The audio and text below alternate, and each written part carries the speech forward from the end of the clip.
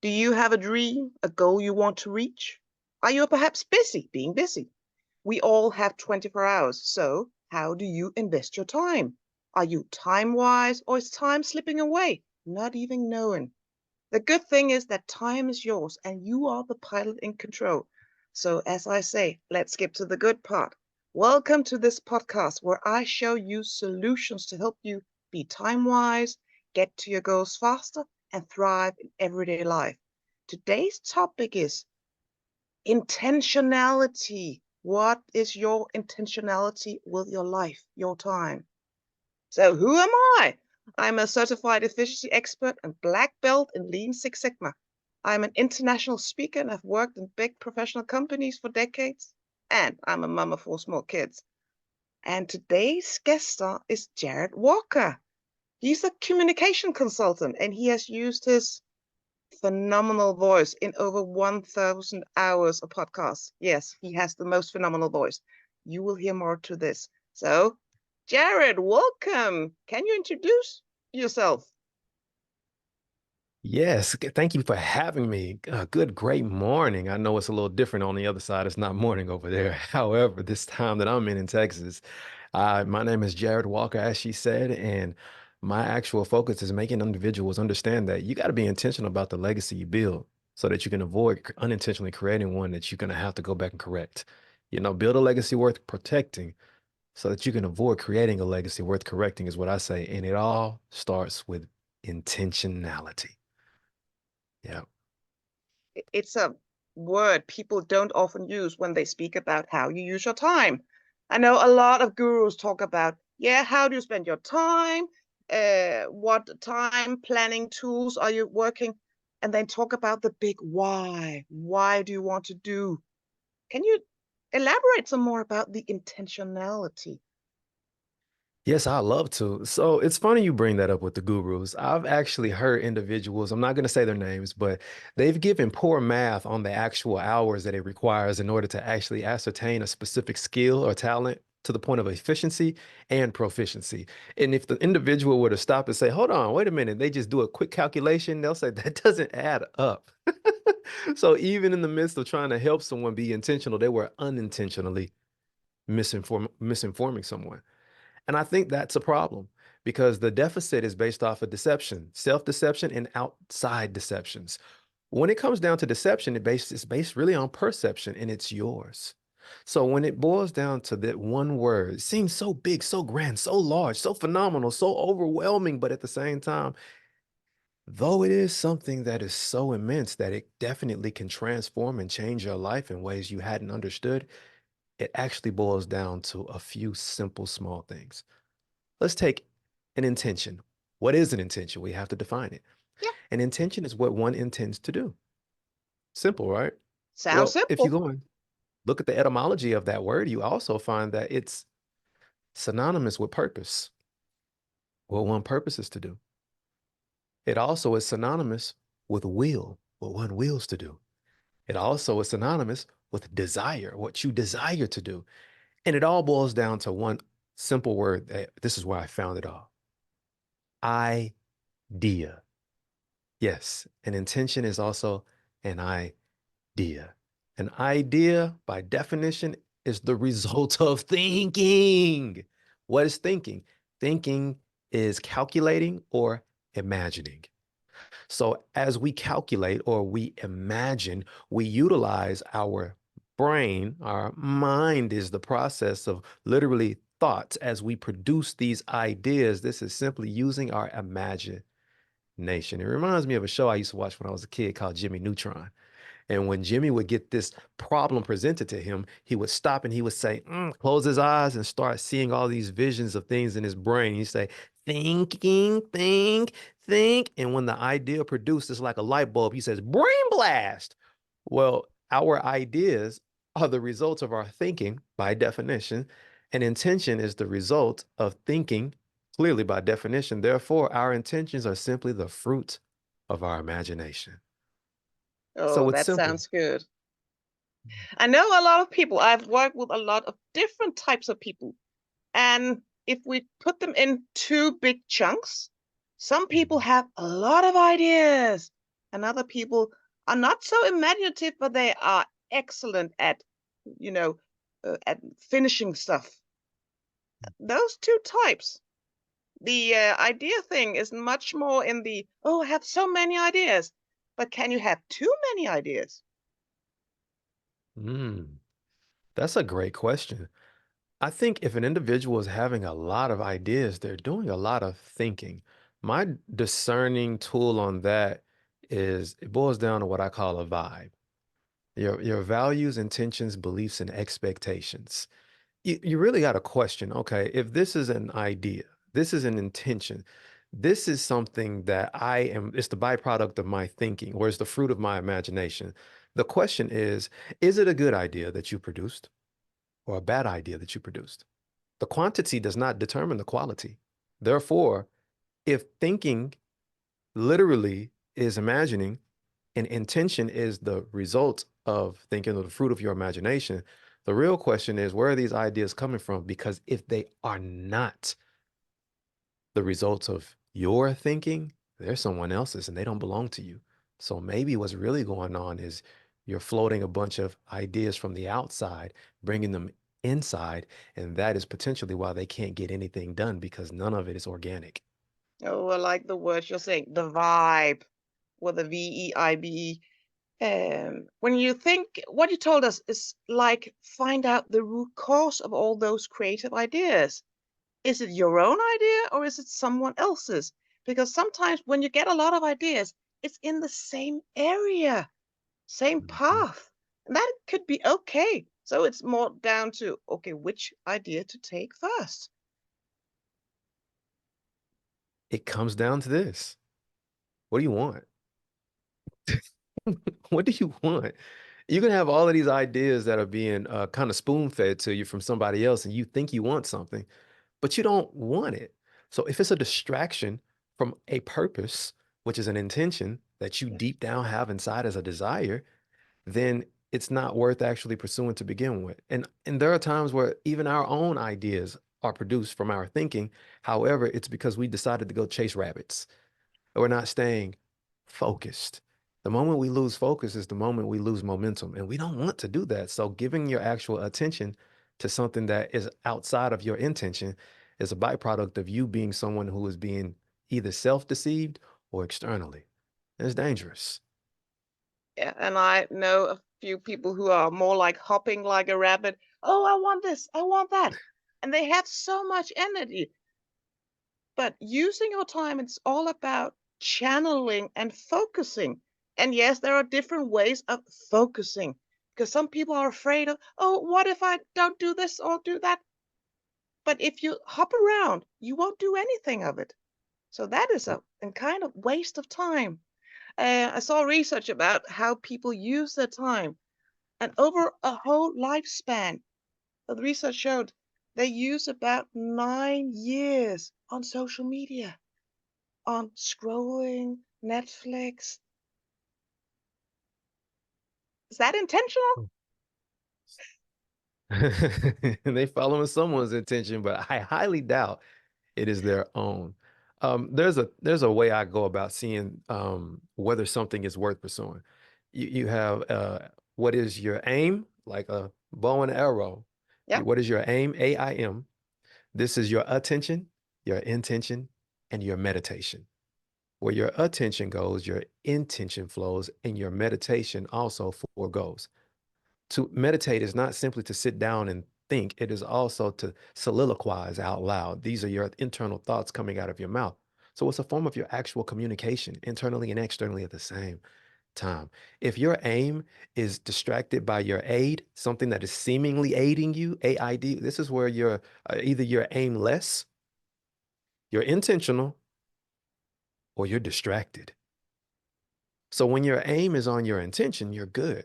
When you're aimless, you're just moving all around. What am I going to shoot? But when you're distracted, you're focused on the wrong thing.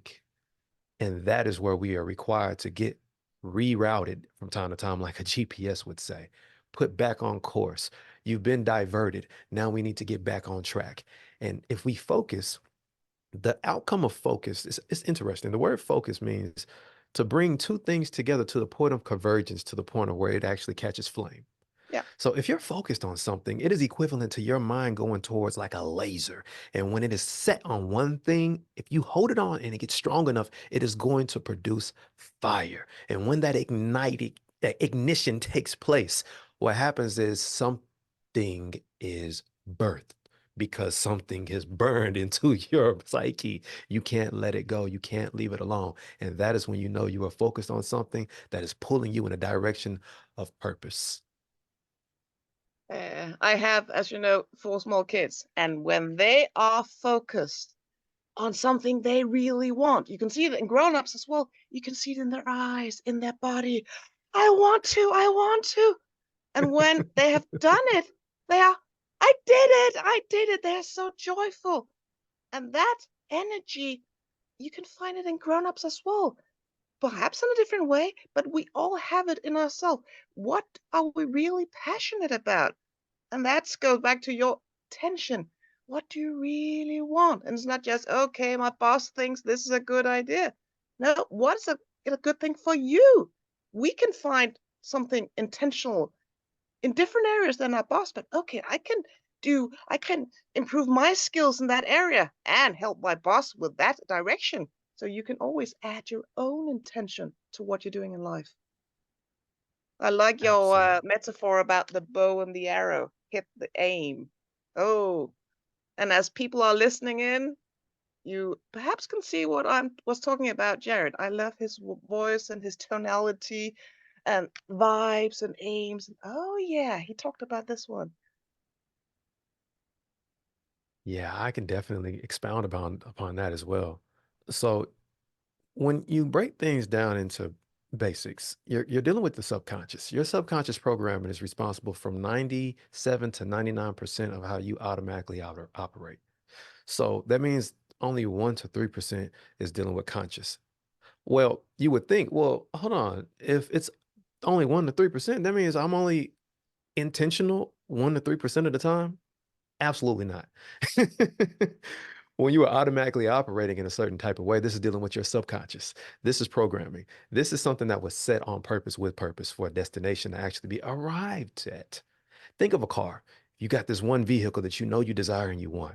You focused on it. That was only between the 1 and 3%. However, if you set your actual intention on it deeply, what happens is you may even go look at the car somewhere. You may decide, I want that car. But all of a sudden, you start looking around and saying, wait a minute, I'm seeing this vehicle everywhere. I see it everywhere. Everybody's got this car. No, they don't. You're just aware of it because you have set your intention on actually ascertaining that vehicle. You desire that vehicle. You want it so badly. You feel like I gotta have it. Now you see it everywhere. So this is what happens when we actually set our minds on something as it pertains to our vibe. Because you value that vehicle possibly. You have an intention to get it. You believe you can and you expect to get it. Now you set your values, intentions, beliefs, and expectations, and this is all you are moving in the direction of. And it's funny because there's another side to that. So you have your virtues, identities, boundaries, and etiquette. There's a certain way you carry yourself and function as it pertains to the very things that you desire. You put boundaries up to prevent anybody from getting in the way of your pursuit. So when you're dealing with all of that, it comes down to one thing and one thing only: What is that? Tell us. your time. Time is involved in every arena of that because time, in my opinion, is like life. See, we know that time is not money because if you run out of money, you can always go get some more money. Money is subjective to whomever it is we're in conversation with. For example, if I go out to eat and I don't have the money, but I didn't say anything, when that bill comes, what's going to happen is either one, if I can't pay, there's some legal issues that may take Yeah, place, or you will become money because you're going to be in the back busting those suds, exchanging your time for the fact that you ate that meal. So time, it's not really money though. Because if you run out of money, you can get some more money. But if you run out of time, just like if you run out of life, it's game over. You run out of one or the other. You run out of life, it's over. You run out of time, it's over. They are one and the same. So yeah, when you look at your time and you understand, wow, well, it was the time that I spent that got me in circumstances I don't want to be in, but it was the time that I invested that gave me a return Okay, so what would happen if I decided to get so intentional about where I invest my time, mentally and physically? Hmm. I think you would get what was referred to as a law of reciprocity because you're giving something in return, you're receiving something. So it comes down to you're receiving something based off of what you're giving, and you're only giving what you have. And you can't, if you have it, that's because you're doing something to acquire it. And if we don't like any of those, we have to check who we have become because the person that we have become is responsible for what we're doing, having, giving, and receiving all in the same. So be intentional about your investment of time as it pertains to who you are becoming, what you believe, and what you are doing as it pertains to your behavior. Yeah, I've grown up in the banking industry. So for me, I think about how I invest my time and my money, of course, and what is the Mhm. outcome. But not everyone thinks about that. In the education, self-education industry, a lot of people are buying to get skills on, speaking, self-development, NLP, coaching, all of that. But how time is it's a non-renewable resource. How do you use our time? Yeah, AI came. Yeah, it can help. But there are so many things where people are, let's say, use the word wasting time, and some people are not even aware of it. It's like, the mobile. How many of you are scrolling down every day? And why do people do it? Oh, it was just, it actually gives people a dopamine kick. Oh, I did some I had some stuff to do. And they get inspired. Oh, I could do this. I could do that. It's the idea generation. So it gives people something. So one of the things I think is important when people find out what is your intention with life, find out the things you're doing today. What does that give you? That could give you an idea on what is your intentionality, or are you afraid of doing something? That's a grand question. Are you afraid? Yeah, And if you are afraid, why are you afraid? Because if you're afraid, then it's either because of something is directly in front of you and it's a real fear, like it's really there, or it's anxiety.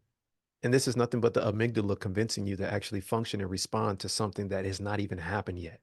yeah, So if it's fear that you're dealing with, that's because something is really in front of you. The alligator, the lion, the bear, the grizzly, whatever is right there in front of you, are ready to attack. But if it's not there and you're afraid, what are you afraid of? Are you afraid of becoming? Are you afraid of the behavior that's going to cause people to look at you differently that have been in your life for so long and you don't want to let anyone down? Are you concerned with the opinions of others due to the anxiety of the assumptions that are coming from your internal, not the external? Because if that's the case, then change your mind and invest your time into focusing on the outcomes that you truly do desire. Because the beauty behind it all is belief is this: you can focus on something you don't want, or you can focus on something you do want. Either way, if it hasn't happened, it's your choice because neither one of them have happened yet. It's simply belief. One is going to cause you to be paralyzed and stuck like Chuck in a pickup truck to where you can't move forward. And the other one is going to energize you like a child the night before Christmas, ready to get those presents. Hadn't had a wink of sleep.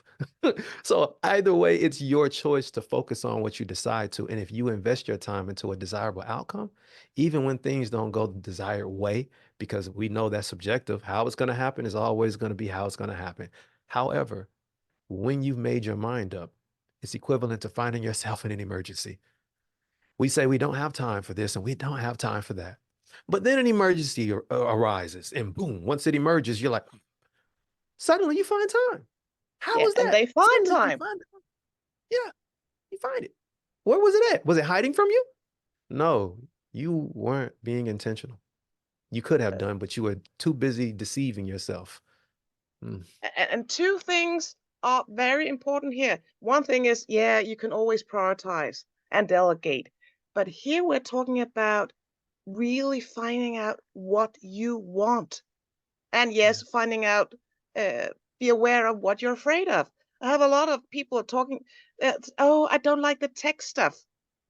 Okay, find out what you want. The how, that's a different thing. You can always get help from other people, but find out what you really want. Is it a great body, but I don't know how to exercise? okay, then you can find help. But awareness is such a key word to find out your intentionality, your future why, but live in the present and not about what if that happens. You don't know if that happens. Reminds me of a movie I watched with my kids a couple of months back. It was actually a book beforehand. It's called The Magician's Elephant. And there was a scene that took place multiple times, similar scene, almost same scene. But the question was always, what if? So while everyone is doubting and questioning and being anxious about everything, there's this one character. He says, well, what if? What if it does? They always say, what if it doesn't? He said, what if it does? And it's like, well, yeah, what if? And that what if became the focus.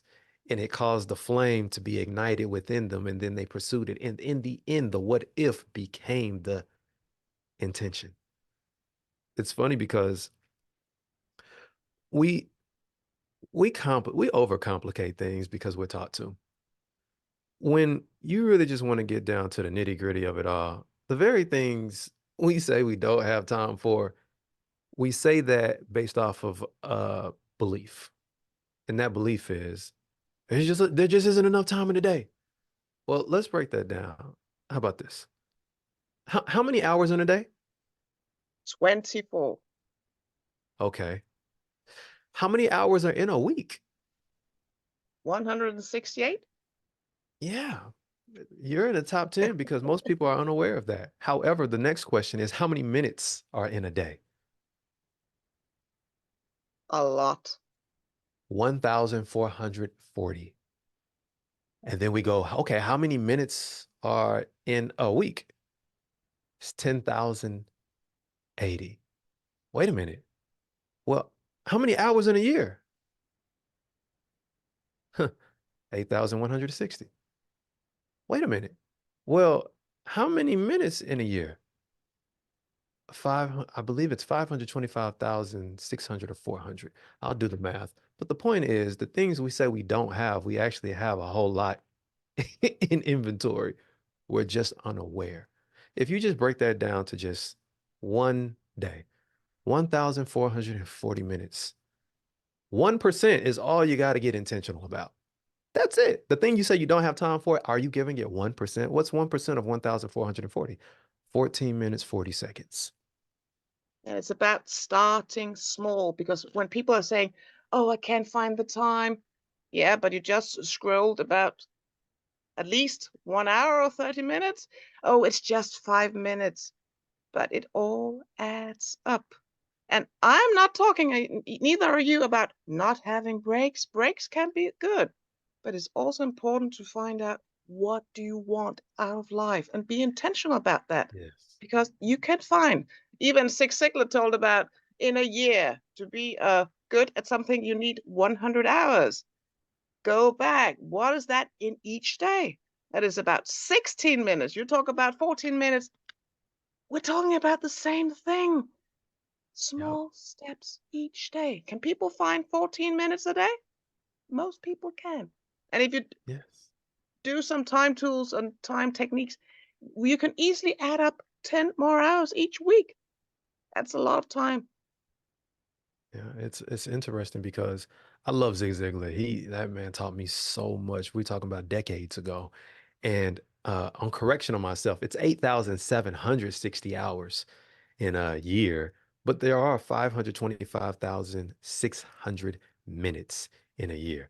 Here's the simplicity of it all. 1% of a day is 14 minutes, 40 seconds. 2% of a day is 29 minutes and 20 seconds. So we can be overachievers and raise that all up to 15 minutes and 30 minutes. Well, that's equivalent to being on Netflix, Prime, or whatever the case, you're watching Yeah. something.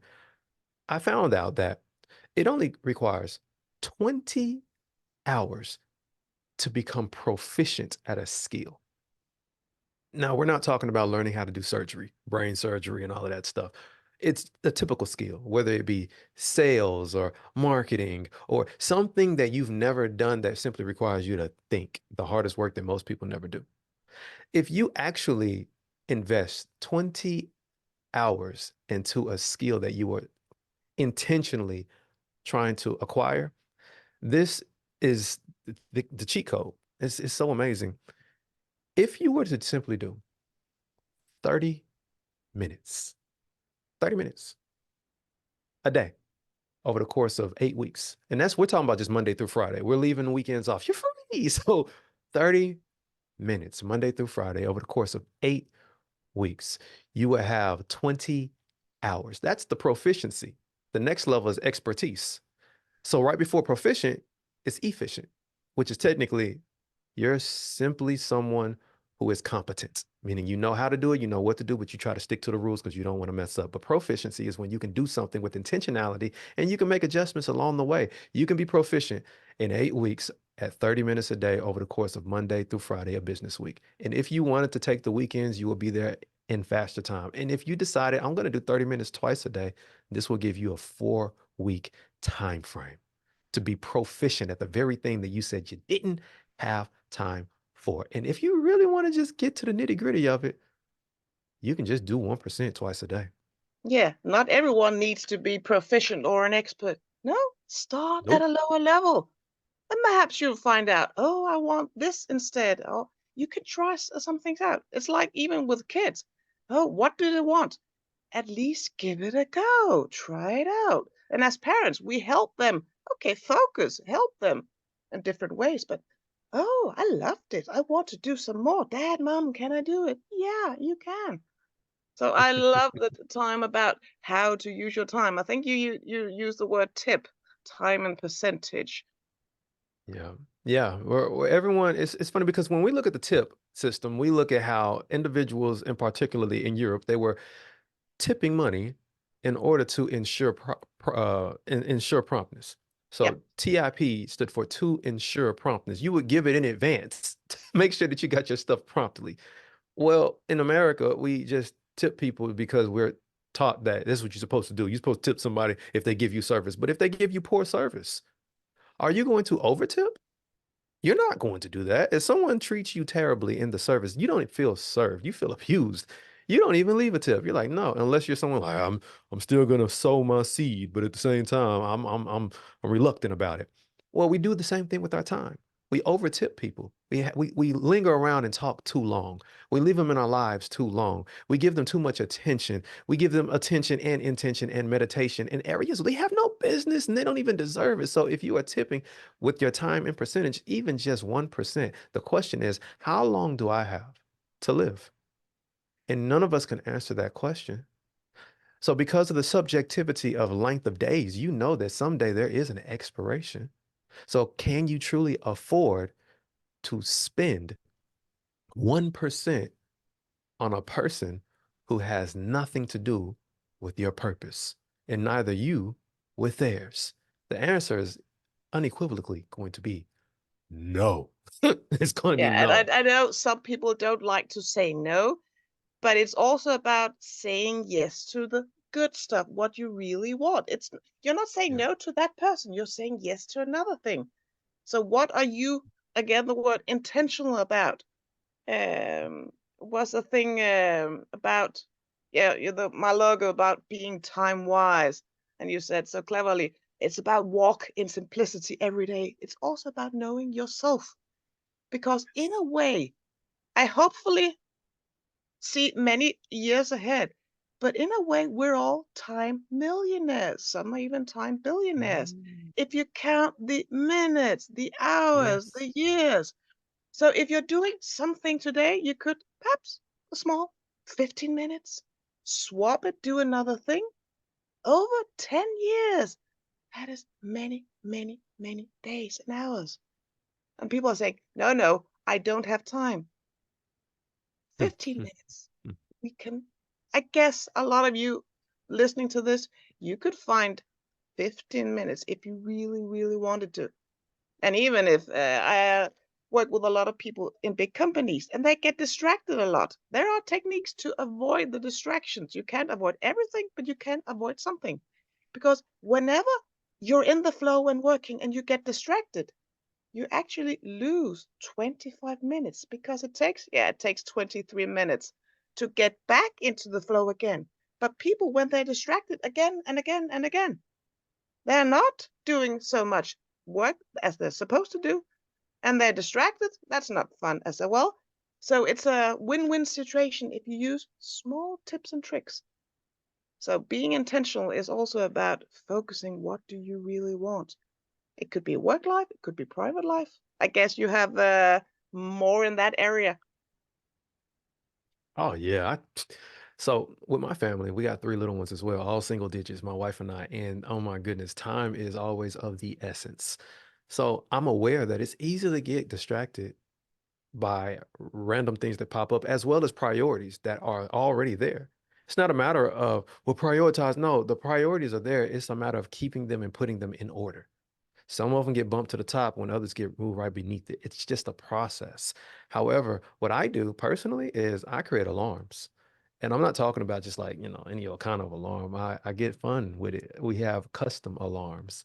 I Yeah. produce music, I create music. So I take my music and I put the actual voice of myself or my children and together sometimes, and we create the alarm to remind ourselves and remind one another of what it is that we said we were going to do or what we need to do.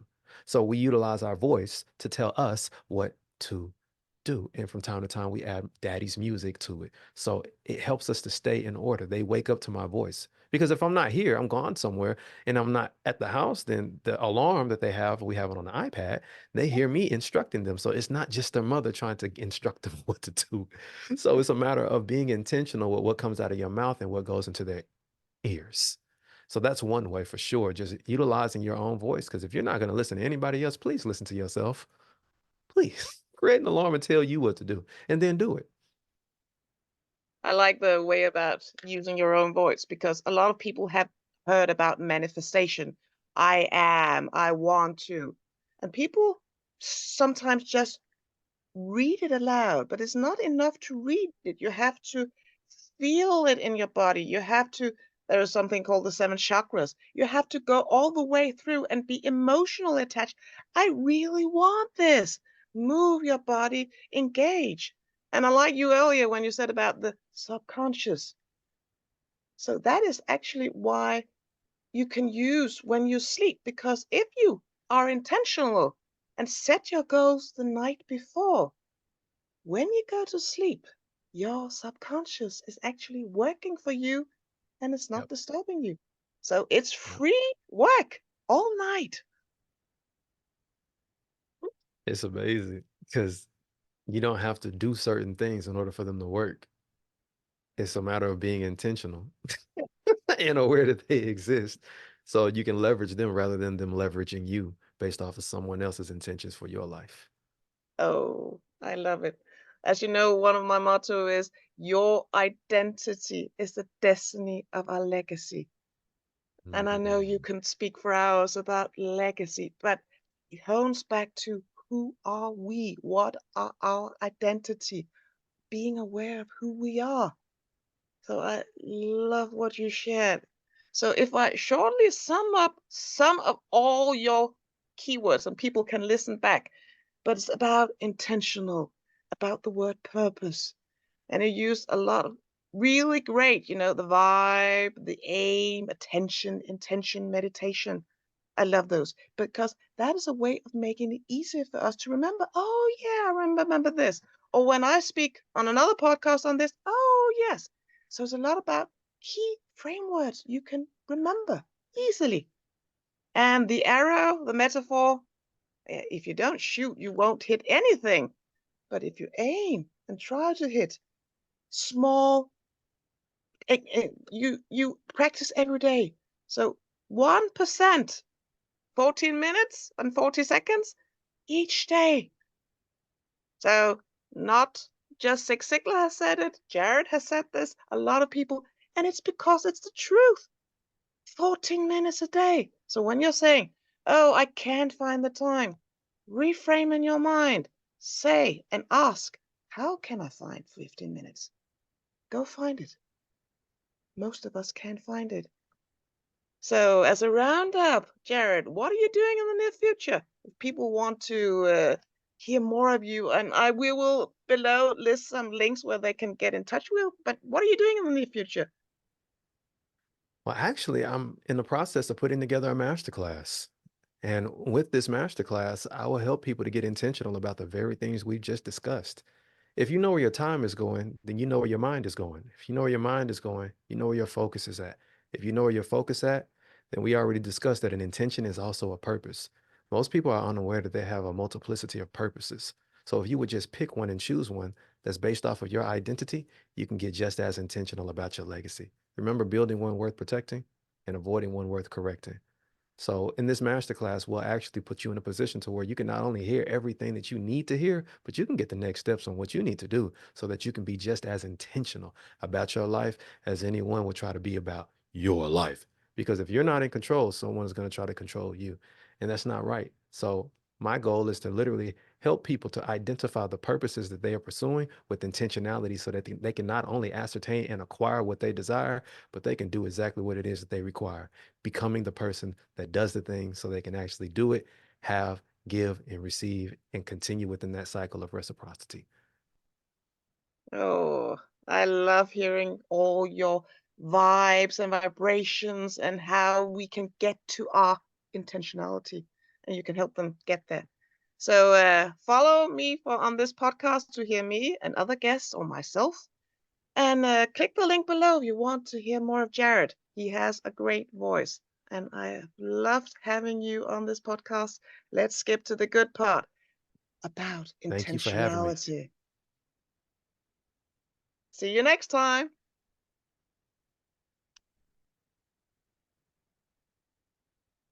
Absolutely.